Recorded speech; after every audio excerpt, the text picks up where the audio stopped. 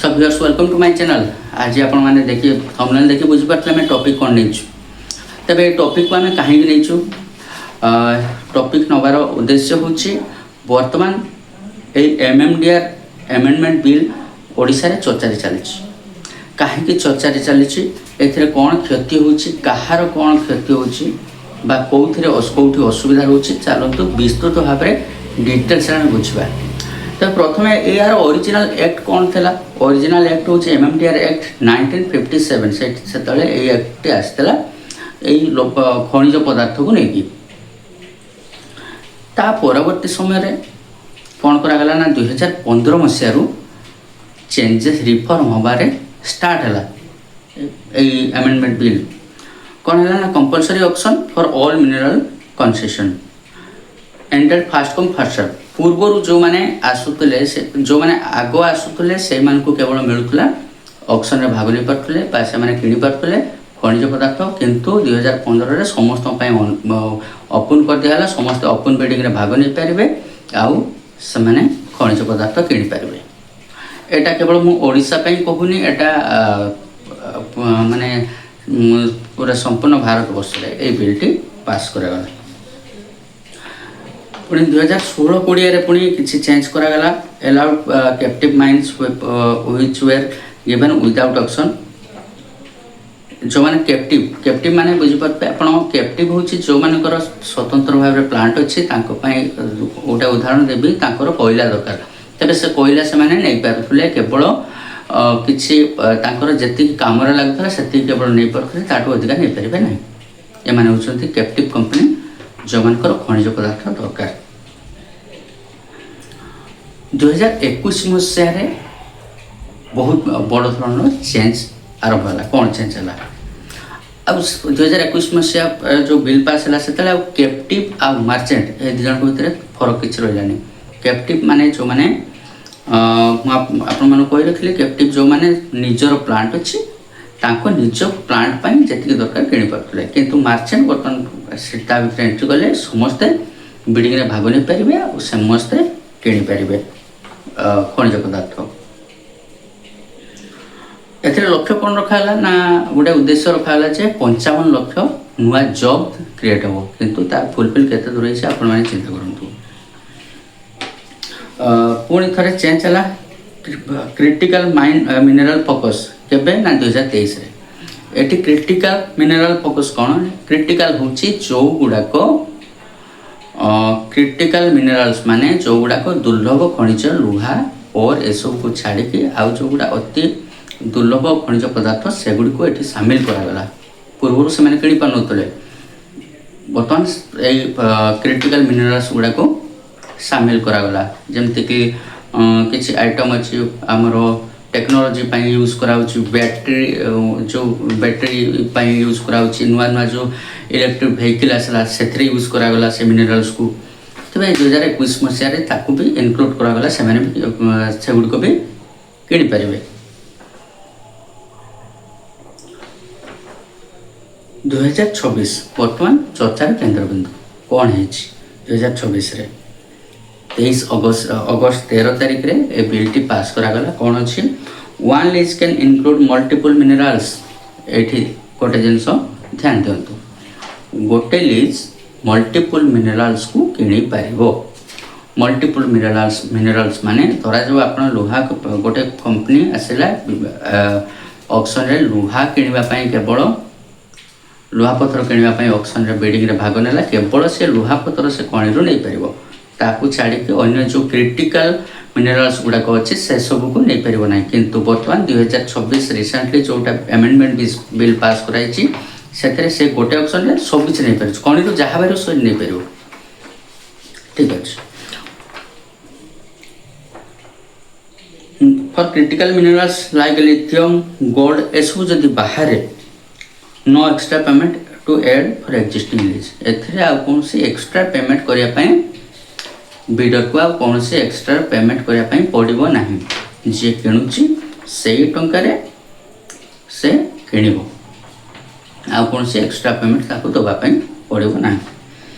Centre will cap state taxes cess और mining state can not put extra tax like TN ₹160 per ton।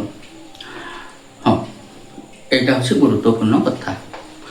एबे आउ state कौन से प्रकार टैक्स नहीं पारियो, एक्स्ट्रा टैक्स जो कलेक्शन होता स्टेट को से टैक्स रु बर्तमान छाड़ पाइगले जो मैंने किणुचंत खनिज पदार्थ। एठी होछि आम जो बर्तमान चली राजनीति रे जो बर्तमान हड़कमट चली बर्तमान यही विषय वस्तु को लेकिन मुख्यतः हड़कमट चली। तेबे ये जो चेंज चला कौन कौन चेंज चला, मुख्यतः कौन कौन चेंज चला। वन लीज मेनी मिनरल्स, गोटे लीज रे बहुत प्रकार खनिज पदार्थ से माने नहीं पारिबे जो माने किणुछंती से खनि को नीलामी नहीं से माने चाहिए से खनि रु जहा पदार्थ बाहर क्रिटिकल मिनरल्स हो कि कोर मिनरल्स हो से माने नहीं पारिबे। No extra tax on mining. आपणकर जो एक्स्ट्रा टैक्स स्टेट टैक्स पड़ता बर्तमान से छाड़ पाईगले जोटा कि बर्तमान कंट्रोवर्सी उपरकू जाउछि। State like Odisha, Jharkhand, Karnataka will not be allowed put extra cess tax on mineral rights, mineral bearing land without central permission. केंद्र बिना परमिशन रे कौन सी स्टेट आप जानते ओडिशा खनिज पदार्थर गंताघर, एठी बहुत खनिज पदार्थ गच्छित होकर रही। ओडिशा मोस्टली झारखंड, कर्नाटक ये सब स्टेट रे तो से माने आउ एक्स्ट्रा कौन से टैक्स पाई परिबे ना। Centre says this is to make mining cost same across India, reduce cement steel price. Centre कहूँ जे द्वारा कौन हम ना सबू जिनसर दरदाम सब राज्य में समान रु कम हो केते दूर कम हम कि नहब से तो परवर्ती कथा, किंतु वर्तमान लॉस होड़िशा कौन ना जो टैक्स ओडिशा कलेक्शन करथिला से टैक्स आगामी दिन में पाई परिबो नाही। सेतरे आ किछि रिलीफ मध्य रही जो माने नुआ ऑक्शन रे भाग नेकी नेबे खनिज पदार्थ। Companies like NMDC, SAIL, Ramco cement, India cement benefit their tax will go down. बर्तमान कौन हम ना से माने ताकर टैक्स जो दौले से टैक्स कमी जाओ। आ गोटे रिलीफ कौन रोची ना जो बकेया राशि अच्छी किसी कंपनी अच्छा जो मैंने खनिज पदार्थ किणुले से कौन करते ना बाकी किसी जिन रखी उधारी हिसाब से आप बुझीपारे। तो से जो बाकी टंका बाकी जो टैक्स मैंने स्टेट को देना बर्तमान सुधा बकेया रही से सब से छाड़ पाईगले आउ देवे ना ये बिल अनुसार। तेरे बर्तमान जो अपोजिशन पार्टी कहीं सब कहीं ऑब्जेक्शन कर leader of opposition in Odisha Naveen Patnaik wrote to CM Maji saying this bill is a threat to Odisha's income। निश्चित भाव में जदि ए बिल पास करा जाए तेबे बिल तो ऑलरेडी पास होते लागू हम ओडिशा बहुत बड़ अमाउंट क्षति सहब। प्रथमे तो जो बकेया राशि रही से बकेया राशि को ओडिशा हर बस ता व्यतीत आगामी दिन में जो टैक्स आउ पाइब नहीं ओडिशा।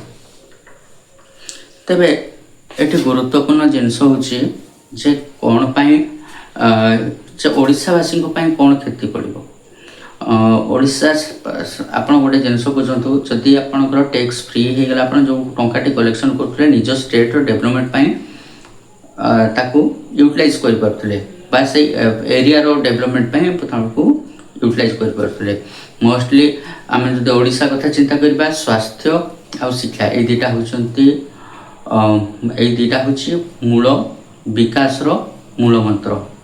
बर्तमान सुधा केते दूर से डेभलप हो सारी आपण मैंने निजे सरकारी हॉस्पिटल को जाऊे जानते आप सरकारी हॉस्पिटल को जो कौन ट्रिटमेंट ଆପଣ ଅଭଦ୍ରାମୀର ଶିକାର ହେବେ। ଏଇଟା ହେଉଛି ସତ କଥା। ଆପଣ କୌଣସି ଭଦ୍ରାମୀ ସହକାରେ କେହି ବି କଥାବାର୍ତ୍ତା କରିବେ ନାହିଁ। ପ୍ରାଇଭେଟ୍ କଥା ତ ଅଲଗା, ସେମାନେ ପଇସା ପାଇଁ ଭଦ୍ର ବ୍ୟବହାର କରିବେ, ପଇସା ପାଇଗଲେ ସେ ଅଲଗା କଥା। ପଇସା ନଦେଲେ ସେ ଟଙ୍କାଟେ ପାଖରେ ସବୁ ମୂଳ। ତେବେ ସବୁରୁ ମୂଳ ଟଙ୍କା। ଏଜୁକେସନ୍ କଥା ବି ଆପଣ ଜାଣିଥିବେ। ତେବେ ଓଡ଼ିଶା ଗୋଟେ ବହୁତ ଧରଣର କ୍ଷତି ସହୁଛି। କେମିତି ନା ତାର ଯେଉଁ ବକେୟା ରାଶି କୋଟି କୋଟି ଟଙ୍କା, ହଜାର ହଜାର କୋଟି ଟଙ୍କା ସେ ହରାଇ ବସିବ। ଆଗାମୀ ଦିନରେ ତାର ବି ଟ୍ୟାକ୍ସ ହରାଇ ବସିବ। ତେବେ ଏଇଠି ଆପଣମାନଙ୍କ ପାଇଁ ପ୍ରଶ୍ନ, ଏଇଟା ଓଡ଼ିଶାବାସୀଙ୍କ ପାଇଁ ପ୍ରଶ୍ନ, ଏଇଟା କେତେ ଦୂର ଠିକ୍ ଅଛି, କେତେ ଦୂର କରେକ୍ସନ୍ ହେବା ଦରକାର, ଆମ ସ୍ୱାର୍ଥରେ କିଛି ଆସୁଛି କି, ଏହାର ପ୍ରଭାବ ଆମ ଓଡ଼ିଶାବାସୀଙ୍କ ଉପରେ ପଡ଼ିବ କି, ତାର ଉତ୍ତର ନିଶ୍ଚିତ ଭାବରେ କମେଣ୍ଟ ବକ୍ସରେ ଲେଖିବେ। ପୁଣି ଦେଖା ହେବା ନୂଆ ଗୋଟେ ଭିଡ଼ିଓରେ ଏଇଭଳିଆ କିଛି ବିଷୟବସ୍ତୁ ନେଇକି ଆପଣମାନଙ୍କ ସହିତ ପୁଣି ଦେଖା ହେବା। ସେଥିପାଇଁ ବିଦାୟ ଦିଅନ୍ତୁ। ଧନ୍ୟବାଦ।